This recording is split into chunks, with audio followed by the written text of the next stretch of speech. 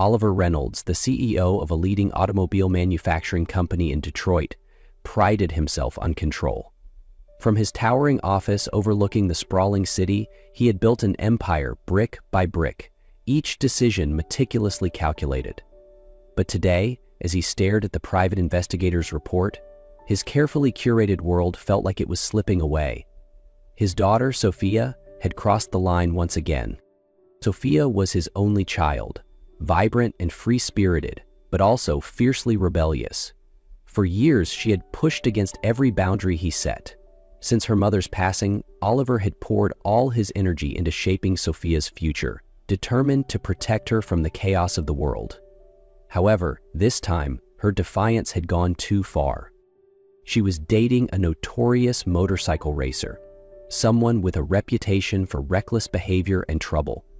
To Oliver, this was the ultimate betrayal of the values he had worked so hard to instill in her. Frustrated and desperate to teach her a lesson she would never forget, Oliver devised a plan. He would force Sophia to marry Ethan Walker, a humble yet talented engineer who worked in his factory, a man whose life revolved around diligence and simplicity.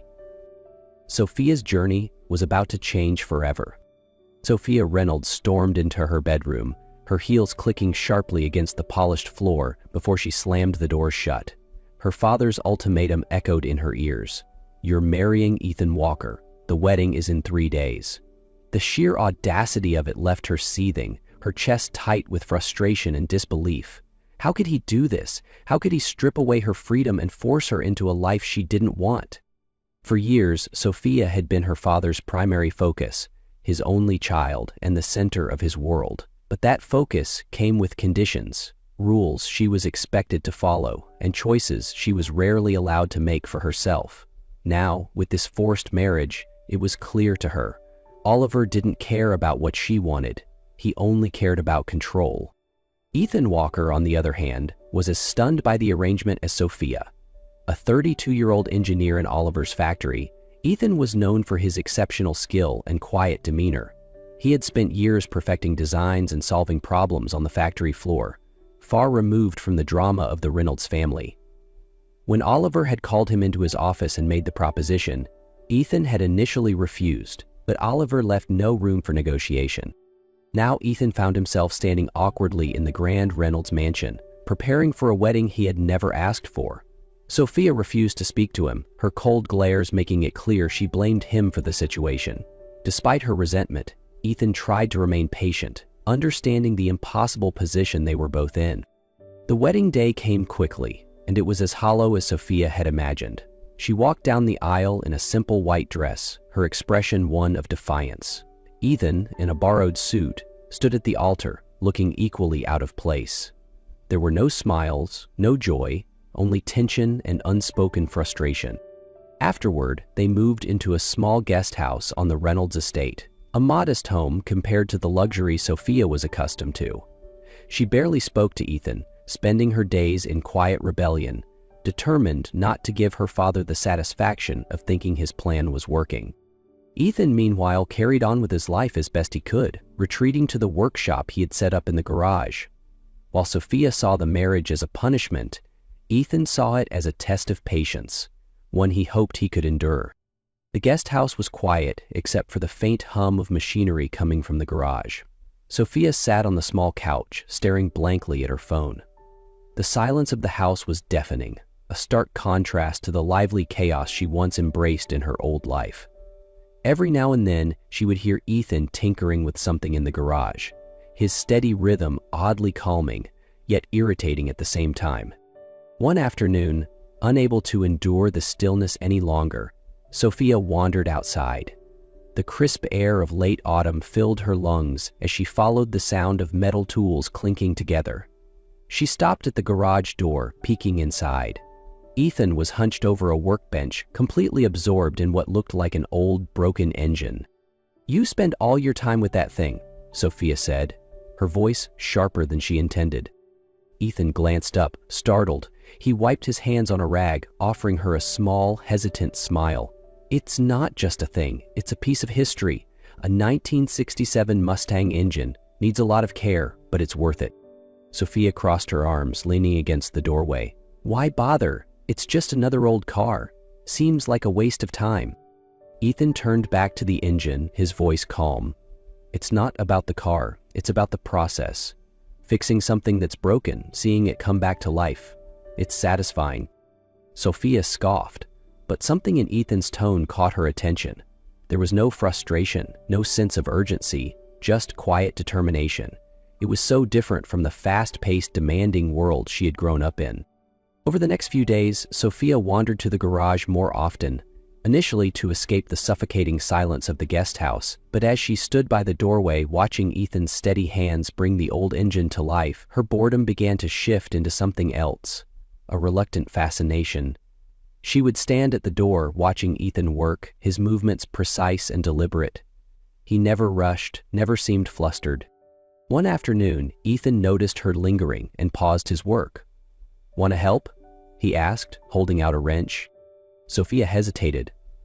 "I don't know anything about cars." "That's okay," Ethan said with a shrug. "I'll teach you."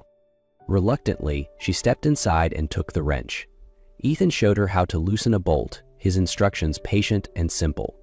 For the first time, Sophia felt a spark of accomplishment, even if it was something small. As the days turned into weeks, these moments in the garage became a routine. Ethan would explain the intricacies of the engine, and Sophia, much to her surprise, found herself enjoying the process. She began asking questions, genuinely interested in how things worked. But it wasn't just the mechanics that intrigued her. It was Ethan himself. He had a quiet strength that she had never noticed before, a sense of contentment that seemed so foreign to her. He wasn't chasing after wealth or recognition, he was simply doing what he loved, and that was enough for him. One evening, as they worked side by side, Sophia finally broke the silence. "Why do you stay here, Ethan? You could probably work anywhere, make more money, have a bigger life." Ethan wiped his hands and leaned against the workbench, his gaze thoughtful. "I like it here. I like the simplicity, the routine. It's not about how big your life is, it's about whether you're happy living it." Sophia stared at him, his words sinking in. She had spent her whole life chasing more luxury, more excitement, more validation. But for the first time, she began to wonder if any of it had truly made her happy. Later that night, lying in bed, Sophia replayed Ethan's words in her mind. She thought about the hours they had spent in the garage, the quiet satisfaction she had felt in those moments. It was a feeling she couldn't quite explain, but one she couldn't ignore.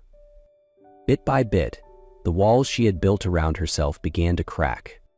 Sophia stood outside the grand entrance of her father's mansion, her heart pounding in her chest.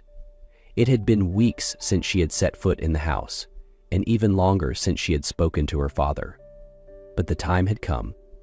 She couldn't live in this limbo anymore, caught between the life she had always known and the one she was beginning to build. Taking a deep breath, she pushed open the heavy wooden door and stepped inside. The familiar chill of the marble floors and the faint scent of her father's expensive cologne hit her instantly.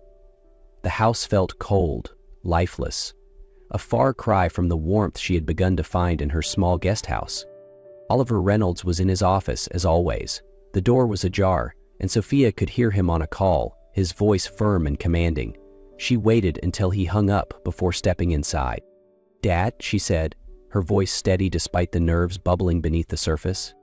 Oliver looked up from his desk, surprised to see her. "Sophia," he said, leaning back in his chair. "To what do I owe this visit? Have you finally come to your senses?" Sophia crossed her arms, standing tall. "No, Dad. I'm here to tell you that I'm done. I'm done letting you control my life." Oliver's expression darkened, his eyebrows knitting together. "Control? Everything I've done has been for your benefit, Sophia, for your future. And this?" He gestured vaguely. "This marriage is no different." She stepped closer, her voice rising. "You didn't do it for me. You did it for yourself. You wanted to punish me, to teach me some lesson. But guess what? It didn't work." Oliver stood, towering over her, his tone sharp.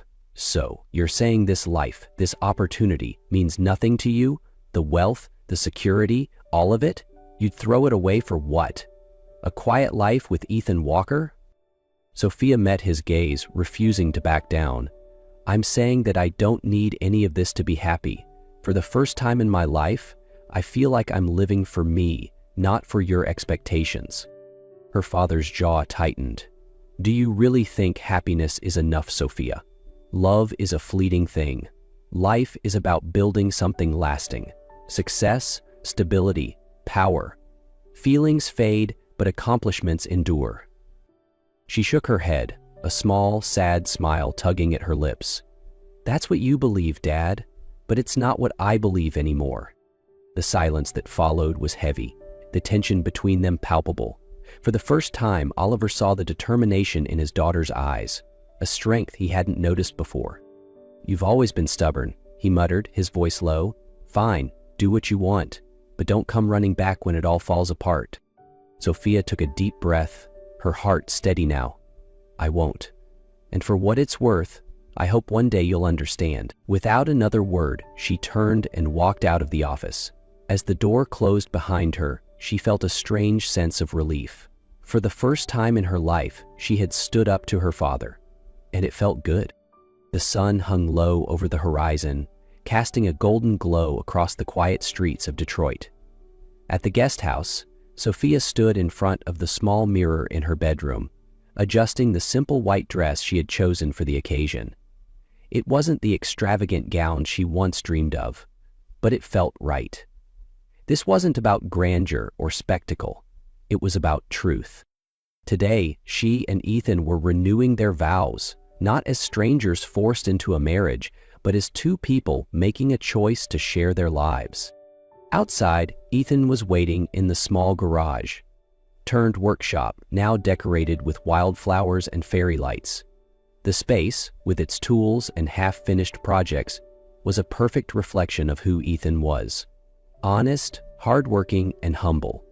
Sophia had helped him clean it up the night before, secretly marveling at how much the place felt like home. Ethan turned as she stepped into the garage. He wore a simple suit and his hair was neatly combed, but his expression remained the same, steady and kind. His eyes lit up when he saw her, and she couldn't help but smile. You look beautiful, he said softly, his voice filled with warmth. Thank you, she replied, feeling a blush rise to her cheeks. You don't look too bad yourself. They stood for a moment, just looking at each other, the weight of the past few weeks settling between them. Then, with a nod, Ethan held out his hand. Ready? Sophia slipped her hand into his, the gesture feeling as natural as breathing. More than ever. The ceremony was intimate, with just the two of them, and a local officiant who stood under a simple wooden arch decorated with flowers Ethan had picked from the garden. The air smelled of fresh earth and blooming petals, and the hum of the city seemed a world away. When it was time for their vows, Sophia turned to Ethan, her heart pounding. The words she had rehearsed felt inadequate compared to the emotions welling up inside her, but she knew she had to speak from the heart. Ethan, she began, her voice trembling slightly, when this all started, I thought it was the worst thing that could ever happen to me. I felt trapped, angry, and lost. But then I got to know you. I saw the way you live, with patience, kindness, and purpose. You've taught me so much about what really matters in life, and for that I'll always be grateful. Today, I choose you. Not because I have to, but because I want to. You're my partner, my friend, and my home. Ethan's eyes glistened as he smiled, his turn to speak. Sophia, he said, his voice steady and clear, I never expected this, any of this. But from the moment we started this strange journey, I saw something in you. You're strong, passionate, and full of life, even when you're angry. He chuckled softly, earning a smile from her. You've made me better in ways I didn't know I needed, and today I choose you too, for now and for every day to come. Tears shimmered in Sophia's eyes as the officiant pronounced them husband and wife. This time, when Ethan leaned in to kiss her, it wasn't awkward or hesitant. It was full of warmth and certainty, a promise of the life they would build together.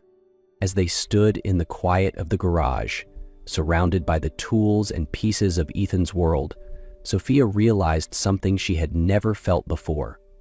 Peace. This was her life now, and for the first time, it wasn't defined by her father's rules or society's expectations. It was hers, and she wouldn't trade it for anything. That evening, as they sat on the steps of the guest house, watching the stars blink to life, Ethan turned to her with a quiet smile. "So, what's next?" he asked. Sophia leaned her head against his shoulder, her own smile soft but confident. "I don't know," she said honestly. "But for the first time, I'm okay with that." They sat in silence, the vineyard stretching out before them, a canvas of endless possibilities. Oliver Reynolds sat alone in his office, the grandeur of the room feeling strangely hollow. He stared out of the window, his gaze fixed on the distant horizon where the sun was setting over the city skyline. The confrontation with Sophia replayed in his mind, the fire in her eyes, the conviction in her voice. She had stood her ground, something he had never expected from her. For years, he had believed that control was love, that by steering Sophia's life, he was protecting her from failure and disappointment. But now, for the first time, he wondered if he had been wrong. He hadn't attended her vow renewal ceremony. The idea of watching his daughter choose a life so far removed from the one he had envisioned for her was too much to bear. Yet a small part of him felt something he couldn't quite name. Pride, perhaps. As the light dimmed, Oliver reached for the framed photograph on his desk. It was of him, Sophia, and her mother from years ago. Sophia was laughing, carefree and happy. He traced his finger along the glass, a lump forming in his throat. Maybe it was time to let go, to trust that she could find her own way. In the guest house, Sophia and Ethan sat side by side, their hands loosely intertwined as the faint hum of the city blended with the rustle of leaves outside. The future stretched before them, not perfectly clear, but full of promise, a canvas waiting to be painted. Sophia felt a sense of freedom she had never known, a quiet confidence that whatever came next, they would face it together. Back in his office, Oliver set the photograph down, the smallest hint of a smile tugging at the corner of his mouth. Perhaps, just perhaps, he could learn to accept that love sometimes meant letting go.